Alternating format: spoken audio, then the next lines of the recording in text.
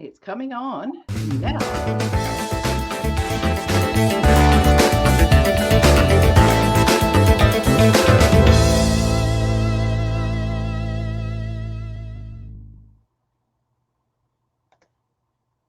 Now, if that doesn't positive you up, I don't know what will. My new saying, we are here this morning to positive you up. Okay, if it don't positive you up, it'll positive us up.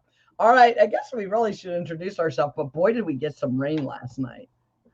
I know. And look at the rain behind us. Look at I there. was I so think, excited when we got rain because I'm like, oh, we're going to talk about that tomorrow. well, if we are here and it is Conversations with Sherry and Terry Ann, that must mean that it is a Wednesday morning. Little dreary and cold in the metro Kansas City area, but that's okay. We're here to stay warm and encourage each other. Welcome. I am Terry Ann Porter, life coach, TA. It is time to defeat those lies of negative self talk by changing your perspective, exploring new possibilities, seeing new pathways opening onto which you can choose to proceed in truth. And my co host, as always, the effervescent, positive, warming Sherry Berger. Good morning. Good morning. I'm the owner of Here to There Consulting, and I educate business owners with those tools to balance life, business, and finances so that we can have more growth, success, leadership, growth, and success, not only in our business, but also in our life. And by the way, Terry Ann talked about perspective this morning. It's 42 degrees in Kansas. Is that really cold? Let's go ask my Alaskan friends. Being I'm from Alaska, I think they think 42 is pretty. But let's go talk to my daughter just moved to Texas. Let's talk to my Texas relatives. I think they think 42 degrees is cold. Isn't that all about perspective? Come on, It Terry Ann. is. I don't think it's that cold. I think we've had really nice 80s, 70s, and now we're in our 40s. And guess what, Terry Ann? I heard it's going to come back up. I know, but before it does, I looked at it because I just planted flowers this weekend. Woo-hoo! I went to the nursery, I got some flowers. I put them in these pretty pots. I have them on my deck, and we have a freeze warning for tonight. Well, I mean, So do I cover my new plants? Do I cover my new potted plants, or do I bring them in the house, or do I just say they'll survive? I was going to suggest bring them in, but I don't know. I don't have a green thumb. Don't listen to me. I am not the garden expert, but I know we have some friends that are. I don't think they're on this morning, but we do have garden expert friends. So that could help with that idea. But yeah. Good morning, though. Isn't it funny? I'm just was trying to say the Kansas weather, if you don't like it, it's going to change. Oh, wait. Definitely. Life and business is just like Kansas weather. It's like a roller coaster. We have the ups and downs and the curves and the rounds and then sometimes we say it's cold or it's difficult, but it's all about the perspective of what is cold, what is difficult. It all matters, right? Depending on where you're at, like I was talking about. Alaska, 42 degrees, that's warm. Come on. Texas, I think it's cold. How about when we do that in our business as well? We're like, well, this is hard. Hard in what aspect? And in saying that, Terry Ann, you made me go do some research today because you said 12 weeks ago I gave everybody a challenge of meeting their goals or where they are with their New Year's resolution 12 weeks later. I don't know if it's fair to ask everybody now, being that we forgot to remind along the way, but we're 15 weeks into this year. 15? I know. Can you believe it? I don't even know where we're at. I like to talk by quarters too. So we're in second quarter and we're halfway through April already. I don't even know. And of course, you and I would know this week is Holy Week and it's a big church week, especially if you're Lutheran or Catholic, which I happen to be Lutheran. So it's a big, we have lots of church services this week. What a great, this is my favorite holiday is Easter. My younger daughter's favorite holiday used to be Good Friday because it put things into perspective, Terry Ann, of what we really live life for. She's 20 now, but she always loved Good Friday and we always had to go when it was dark So when they closed the tomb and did all that, it all went into the right perspective for her. Where Easter, we put all those hallelujahs away and we get to pull them out on Easter. And the, what is it called? Just the music is amazing. And Easter's one of my favorite times. But it's all about what is that perspective in your life. And so we're 15 weeks in. Like I said, it's Holy Week. But guess what else I found out, Terry? What'd you find out? We have 53 weeks this year. You know how you always say you want more time?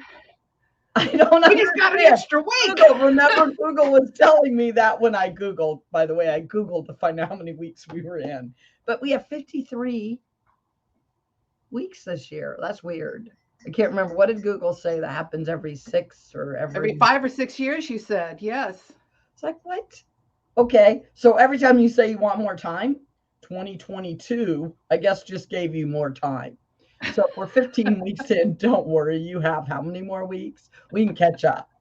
But right now we are talking about April showers bring May flowers.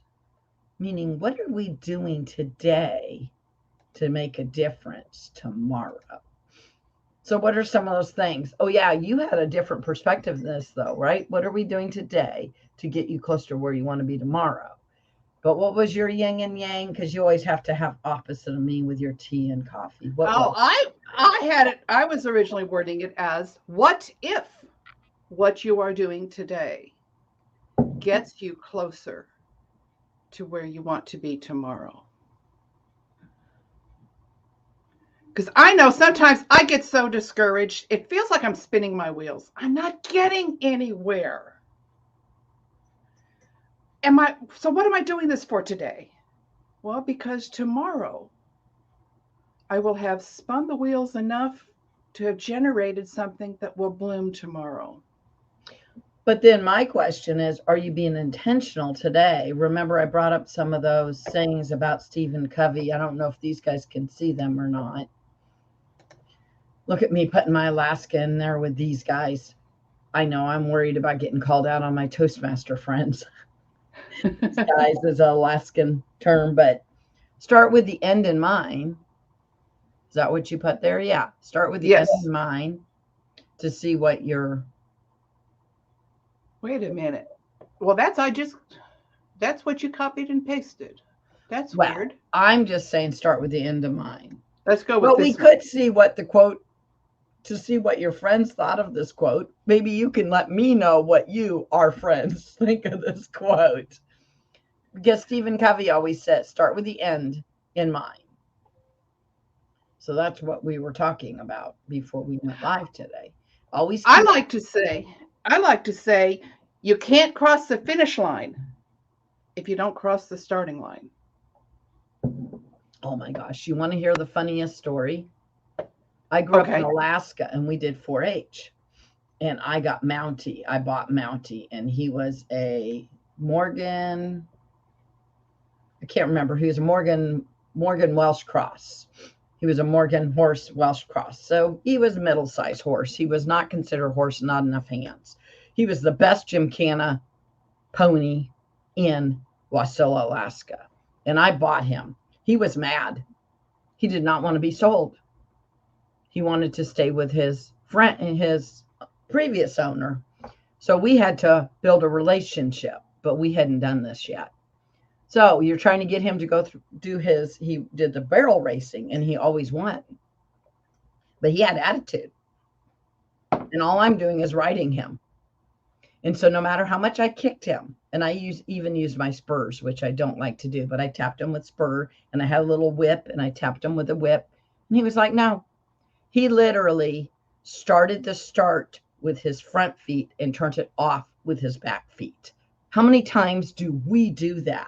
Because we're that stubborn.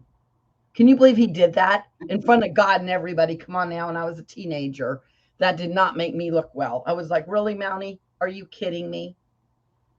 After that, Mountie and I, of course, built a relationship. And then he got that way with me. If somebody else tried to get on him, he might even buck you off. He had a little attitude in him. He was very loyal to his owner. But you changed owners. Did anybody ask Mountie? Nobody asked Mountie if he wanted to change directions or change owners, and he let you know that he did not appreciate it. Is that hilarious? People don't realize horses have personalities just like dogs. And then later, him and I became best friends because guess what? I decided I better build a relationship with this horse, not just ask the horse to do what I want to do to make me shine. He was like, no, it's not how I'm going to do it. So how many times did we do that, Terry? And that's why I had to tell that story. Is that hilarious? Can you imagine? I was like 14 or 15, and he literally shut off front. He started it in the back feet. He stopped. I'm not going any further. Yes. Can you imagine what my time was? It was not a good Gincana time. But how often do we do that? We get excited about something, or we get stubborn about something, and we get started, and nope, that's it. Not going any further. Can't make me do it. No matter what you tried. Well, and if we tried to make somebody else do it, like I did, right? I told Mountie, come on. You'd barrel race for a living. Come on, let's go do it. And he was like, no, I really just don't want to. And so sometimes we do that to ourselves. Because we'll be so stubborn, or we just get overwhelmed. Have you ever been so overwhelmed? Or I think Mountie was heartbroken, right? He was sad that he got given to another owner and didn't want to do this. And then over time, he found out this is different. It's not exactly what I wanted, but it's okay because you know what? Sherry can be my friend too. But he didn't know that at first, did he? He was scared. He was probably mad. He was trying to guess what a horse was thinking. But I can imagine, how would you want me to just sell you and send you somewhere else? Because that's what I thought I'd do with you. And when we run into obstacles, though, that's a lot of times what we do. There's an obstacle. This is not comfortable. This is not what I'm used to. So I'm not going to go any further. And we didn't ask to be here. We didn't want to be here. We didn't all the things that little pony was probably feeling. That's how we get. I didn't ask to be here. I mean, this pandemic, did you ask for it? Oh, heavens, no. That's exactly. And some people are like, I didn't ask for this. I don't want this. I don't like this. I don't want to change. And we forget about what our end result is. Do you want to get that blue ribbon by running around the barrels? Or do you just want to turn your back feet to turn the off, and what kind of results are you going to get? To the audience, you want to make a comment. Are there any obstacles that you have run into? What kind of obstacles stop you where you say, no, I'm not, you can't get me to go past that starting line. I'm not going to go. You can't make me go. Well, and I was recently reading about self-motivation. Sometimes you don't want to. I don't want to. I don't. So you're saying you can't make me, but you can't self-motivate yourself because you're. I think that's the chapter. I can't remember which chapter, but I'm reading the book, Eat That Frog. It's about time management. And I've read it before. I've even taught on it. But Eat That Frog is about eating that one thing. What is that one thing that you're procrastinating today? You just don't want to do it. So it's going to make you big results in the end. And so it talks about do that first. Sometimes that big white elephant in the middle of the room is not as big as you think. When you start eating one bite at a time, then you can get there. But I mean, what is going to bring you the biggest results for tomorrow? Do that, even if it's hard, because sometimes it's not near as hard as you thought it was. That's where I use the story easily related to any woman, maybe most men too, that because we get overwhelmed with what needs to be done to get where we want to go. I want the laundry done, and that laundry pile is huge. That's why I always wash the towels first. Because that is basically the biggest bulk of that laundry. Once I take the towels out, get that in the washer, that pile is not nearly as overwhelming. And now, oh gosh, I can get this done today with no problem. Mm-hmm. So that's how I tackle that. And oftentimes it does make a big difference in the rest of the day. And, little second to that, if I do the towels last, it's very easy to leave them in the dryer. This way, the towels have to come out of the dryer and get put away in order for the next load to be done. Well, if they can stay in the dryer, you might have too many towels. No, it just means when it comes time for a shower, I just say, hey, Reed, they're in the dryer. He goes and takes out one towel. Oh, so you're expecting every other people to go get your towel. Wow. So I have to. So this way, I know that I will finish the laundry because I have to take the towels out. That's just not right, because you know what? You are not allowing your husband to have to go get you a towel. You know he wants to do that. So it's just one of those little things that I do to make myself feel good about when I look at that big mound of stuff I have to do. It's a way that I know that I will feel a sense of accomplishment, and it's an immediate sense of accomplishment. So I have to have encouraging. A plan. So I have to have a plan. So like if my checkbook's not balanced, that's going to drive me nuts. So if I do something like have my checkbook balanced and I got a plan with my money, either in my business or my life, all of a sudden I can put the other plans together. But if I just know that it's time to balance the checkbook for April and I don't have it done, it just will drive me nuts. I know that sounds silly, but there's the mathematical, because if I don't know where my budget is, how do I plan everything else around it? So it's figuring out what that one thing that will get you motivated or started. So if that gets you to do the laundry, which I hate laundry, I have a whole story on that, but we don't need to go there. But I absolutely hate laundry because I used to do laundry for 8 people because my mom had, there's 6 of us kids. And so I got stuck doing laundry. Anyway, big story, but it's like psychologically from your childhood, you hate laundry now. Is that funny? I will wash dishes. I will clean kitchen.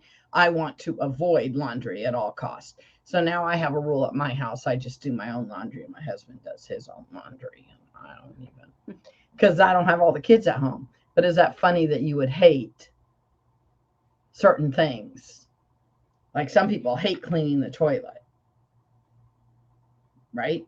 I think having the toilet clean is important. Isn't that funny? But I hate doing laundry. And so it's funny. So that one thing that you hate, or the one thing that's holding you back from doing the other things, just doing it first, like you said, even with laundry, would make you, the rest of your day can't be any worse than if you clean the toilet first, right? Or you did the towels first, and then you flipped another load. And then you go, I don't want them to get wrinkled, except for I always use wrinkle release. Does anybody even iron? I throw ice cubes in the dryer and turn it back on for a few minutes. Oh, see? I was wondering what to do with my ice cubes. I thought I should put them in my drink, but now I know I should put them in my dryer. No, throw a couple of ice cubes in the dryer, turn it back on. It gets that a little bit of a steam action going in there. Oh, that's then so pull funny. them out. Makes a big difference. Iron. Iron is a 4-letter word. Come on, we don't do that. Okay, I don't iron, and I don't even sew, and I hate sewing on a button, and I hate ironing. And if either one of those need to be done, I outsource them to my husband. And I know women are like, "What?" And my husband has always sewed the buttons on and ironed, which is too funny. But by sewing on that button today, you will have a blouse nice to wear shirt tomorrow. And see, you can change the way you look at things. No, I don't like to do laundry, but it's got to get done. So I do it, like say, towels first. I don't like sometimes we can outsource stuff that we don't like, and sometimes we're the person that has to do it if we like it or not. I know I heard somebody before say that they don't like to cook. And I was like, not even sure if I like to cook or not, Terry Ann. It never was an option. I just have to cook because nobody else in my family cooks. And we have to eat. Isn't that weird? I don't like to cook, but we have to eat. I've got to cook something. Yes. Well, I always cook. I didn't even know if I mean, I've been a mom my whole adult life. I got 4 kids. I got a husband. My kids will even say, we never went out to eat. Well, I'm sorry, we're a family of 6. Why would we go out to eat? That's a lot of money. So I always cooked at home. I didn't even know. Now I figured out crock pot recipes. I found fast ways sometimes to do it. I found ways to do it. But sometimes people say, I don't like to cook. And I was like, but I know in my head that I don't like laundry, which is too funny. And I got 4 kids, and you don't see me sending it out to be. Can you imagine sending your laundry out to get done every week? Oh, that'd be nice to be that rich, right? It'd be nice, but no. And I hate mating socks. I used to let my kids do that because then they learned about colors and matching and. Right. Yeah, but they're not here to do it anymore. It's sort of weird. Now you have to. So what are some other things in life? You know, we've got the house stuff, the cooking, the cleaning, what are some other things that we plan for? I think sometimes we get caught up in boy, I would really like it if. And then there's that big shiny out there of, oh, wouldn't it be nice if I had this business or if we got to go on this trip? But you still have to start back here. If you want to go on that trip, you still got to plan, you got to save, whatever. If you want the business, you've still got to plan, you've got to.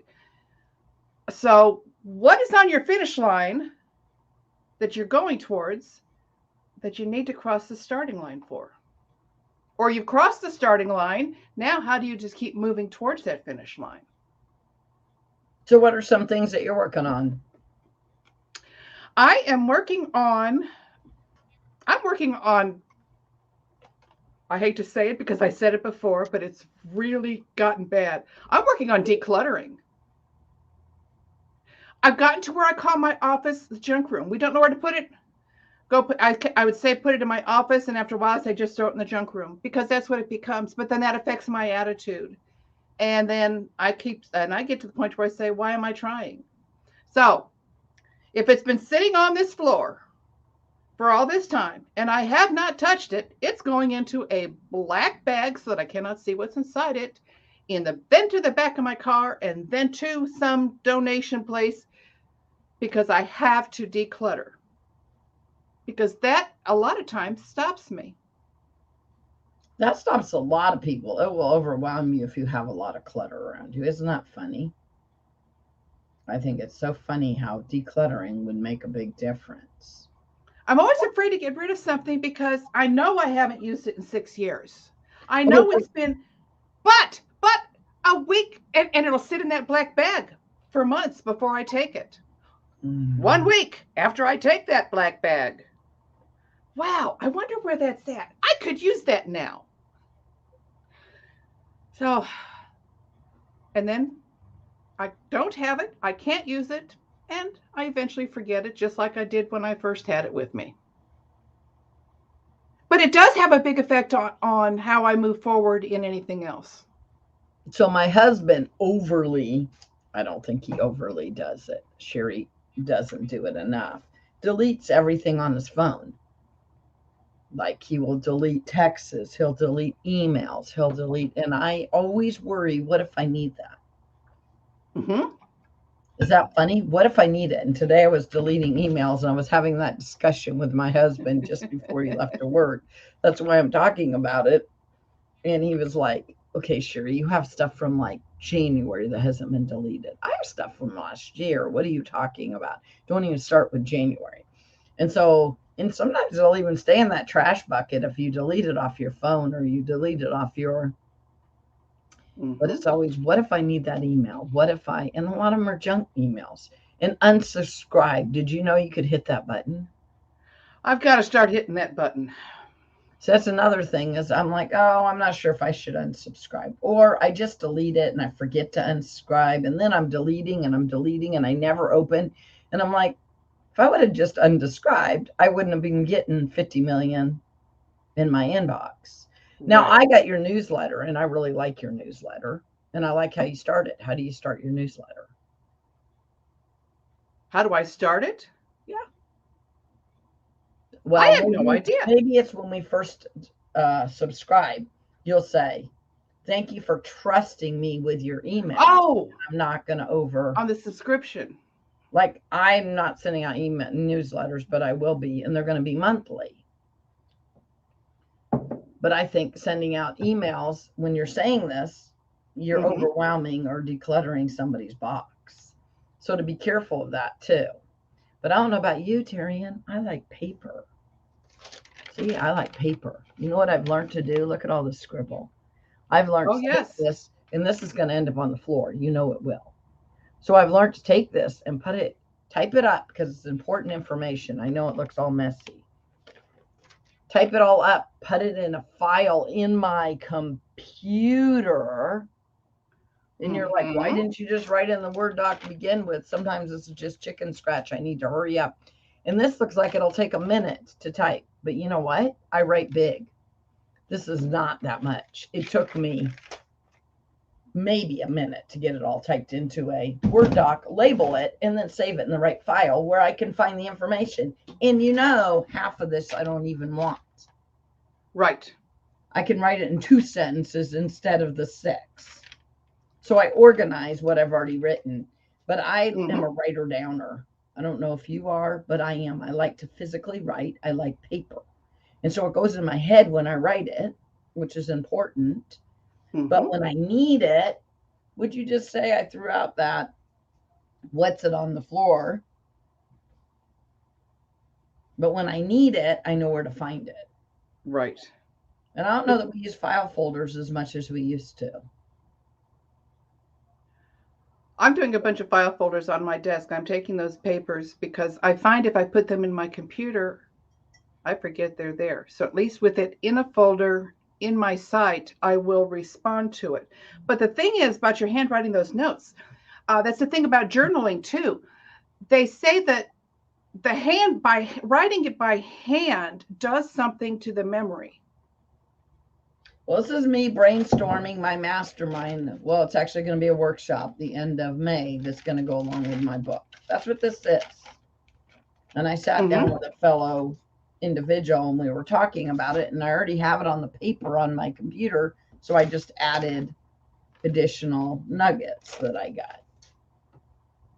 So yeah, but it goes in your brain, like you said.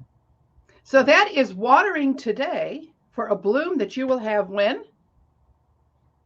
When tomorrow. Did you say? But it's going to be May, right? We're doing April. Right, today. What? But you're writing all those for what? You said that was for something you're going to do at the end of May. Oh no, this is my rain. That is your rain. That is your rain. All together, my planning, and then my workshop will be the end of May that goes along with my book, and I'm planning. So look at all that now. Yes, that's your watering. So within a week or two, it should be going live for people to sign up, and it starts the end of May. But we have to plan. Very good. We have to plan in advance. So just think about our challenge for you guys this week is start thinking about what are you planning for, or what are you doing in April that you'll get results in May. And we would like to remind you that we are 15 weeks into the new year. So I would like to check back with everybody in 5 weeks, but I think we need to remind people that that's where we're going, Terry-Ann, along this journey. Let's start seeing where we're planting seeds and watering them to get our results later. What are some of your final thoughts as we're going to have to wrap up, aren't we? I've gotten the red cup at me multiple times already. I just want to encourage you, take that first step, cross the starting line. Then as you get along each leg of the journey, you're getting that much closer to the finish line, and find some way to remind yourself what that finish line looks like. We will see you guys next week to talk about more of the rain and things that we are doing in April to bring Mayflowers. Bye, guys.